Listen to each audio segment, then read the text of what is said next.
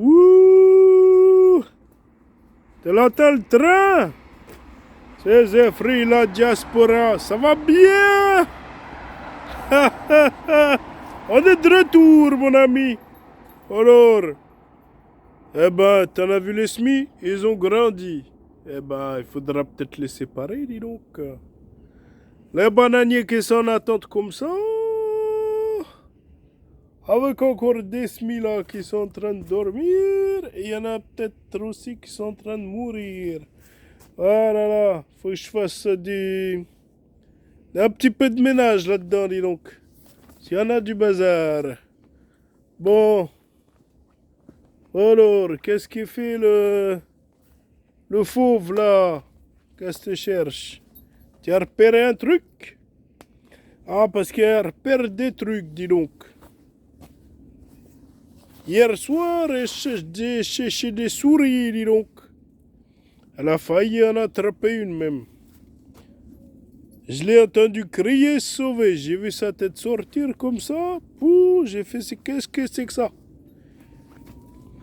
Ça devait être une musaraigne, un truc dans le genre. Eh ben, dis donc.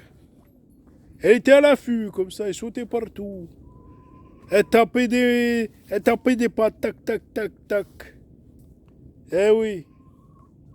Alors, je t'explique pas. Là, on en a rajouté. C'est pas moi qui ai fait ça, c'est vraiment des bêtises. On a rajouté des trucs comme ça, des nids à rongeurs.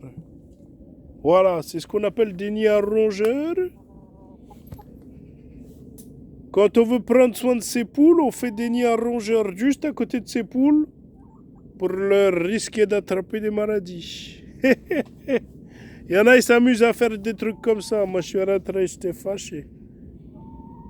J'ai vraiment honte, mais je peux rien faire. Parce que quand tu travailles avec... Ça faisait longtemps que je n'avais pas travaillé avec des autistes. Mais quand tu travailles avec des autistes et qu'ils ne veulent pas t'écouter, eh ben, tu fais comme ça. Tu acceptes, tu dis bon. Après, ils vont pleurer, ils vont dire t'abuses sur leur maladie. Mais non. Moi, tu veux juste donner des conseils? On va pas t'écouter. C'est comme un poulailler. Tu fais un poulailler, bien sûr qu'il faut enterrer du grillage à poules. Mais quand un autiste il te fait une crise pendant une semaine qui veut pas enterrer du grillage à poules, tu dis ah bon, on va abandonner parce qu'il y en a marre. Je commence à crier. J'aime pas crier. Enfin bref, ça veut dire que bientôt il y en aura des souris, des rongeurs là-dedans. Pour l'instant, ils tournent autour, mais après ils vont trouver, ils vont rentrer à l'intérieur tranquille. Après, je sais pas, peut-être même ils vont aller là-dedans. Regarde à quoi il s'amuse le chien. Il pousse la bassine. Il l'a poussé de 2 mètres déjà là. Il cherche des rongeurs, donc.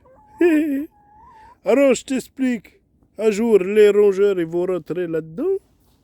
Un jour, t'en as une poule, elle va manger une crotte de rongeur. Elle va mourir, ou alors elle va tomber malade, elle va transmettre la maladie aux 3 autres et ils vont mourir. Blip! Voilà. Ou alors on va manger des œufs qui seront là, ils donneront la maladie. Et nous-mêmes, on va être internés. Et on dira en plus d'être fou, en plus d'être empoisonné. Enfin bref.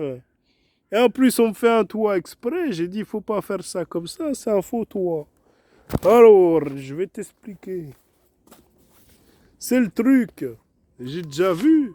Ça fait pourrir. Parce que ça, c'est pas une avancée de toit. Hein. Ça fait 2 cm. C'est pas une avancée de toit. Ça veut dire que ça coule comme ça, là. Prop. Et ça pourrit mon bois, dis donc. Et les gens me regardent avec leurs yeux, ils s'en foutent en fait. Mais c'est pas grave. Ils me font dire des gros mots, mais c'est pas grave. C'est pas un très gros mot encore que j'ai dit. Donc ça va, on va rester calme. Enfin bref, on veut pourrir mon bois. On veut tuer mes poules. Ça veut dire un jour, s'il y a une martre, elle rentre là-dedans. Ou je sais pas quelle bestiole. Même un gros rongeur, admettons un rat qui vient de derrière les fagots, qui vient de la voie ferrée là-bas, et il a envie de manger des œufs, il rentre là-dedans, il se bat avec une poule, il coupe la tête, il rentre, il mange des œufs, il repart tranquille, il appelle tous ses copains, il frappe, il vient et mange toutes mes poules tranquille.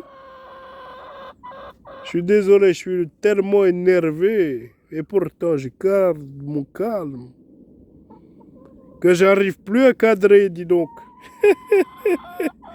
Je suis vraiment désolé. Enfin bref, on va passer à autre chose parce que si je reste là-dessus pendant des heures, je vais t'en sortir tellement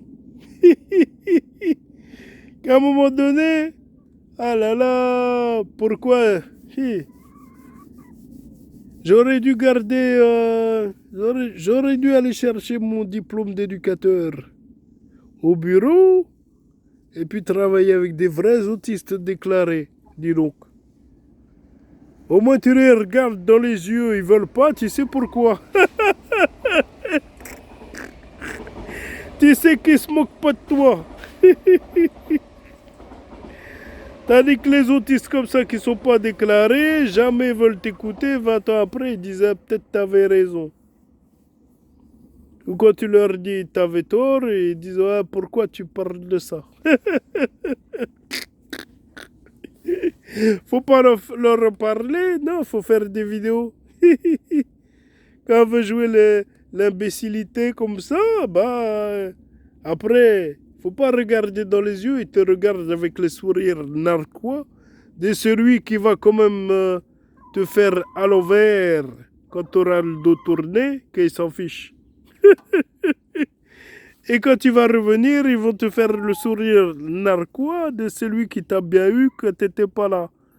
Et puis que tu as juste à la fermer parce que sinon c'est la bagarre. Et comme on va pas bagarrer, si les gens t'ont annoncé la mort des poules, hein, même s'ils ont vu des exemples comme ça, des gens qui ont dit oh là là, j'ai fait ça, j'ai mal fait, et on m'a mangé des poules. Mais toi, tu leur dis, tu expliques pourquoi. Le poulailler n'est pas terminé. Il faut terminer. Le poulailler, c'est du toit jusqu'au sous-sol. Et voilà. Si tu fais la moitié du travail, tes poules elles se font manger blim blim. Après, les gens ils font ouais, je comprends pas qu'est-ce qui s'est passé. Bon, allez, je m'en vais aller là-bas, je te reprends.